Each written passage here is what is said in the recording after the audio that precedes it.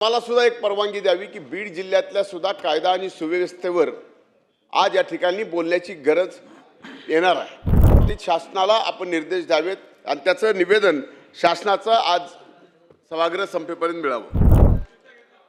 सखोल तपास आणि त्या कुटुंबाला आर्थिक मदत व जिल्ह्यातील एकूणच वाढत्या गुन्हेगारी आणि नशेखोरीचे प्रमाण इतक्या मोठ्या प्रमाणात वाढलं आहे की या कुणाच्या पाठीमागे सुद्धा नशेखोरी आणि त्या नशेखोरीमुळेच हा तोहीचा खून अतिशय ब्रुटल मर्डर ज्याला म्हणतो अशा पद्धतीने हे केलं गेलं आहे।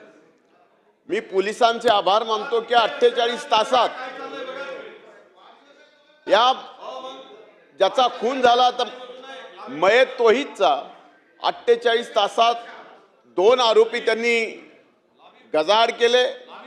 पण आजही सर्व समाजाची आणि त्या कुटुंबाची मागणी आहे की याची सखोल तपासणी करण्याची गरज आहे। एवढंच नाही तर त्यांना ते कुटुंब एवढं गरीब आहे, लहान 3 मुली आहेत, कोणीही बघणारं त्या कुटुंबात नाही।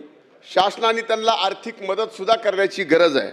अध्यक्ष महाराज, मी आपल्याला विनंती करतो की खरंच कायदा सुव्यवस्थेवर या सभागृहात चर्चा होतेच, पण आम्हाला सुद्धा एक परवानगी द्यावी की बीड जिल्ह्यातल्या सुद्धा कायदा आणि सुव्यवस्थेवर आज या ठिकाणी बोलण्याची गरज येणार आहे।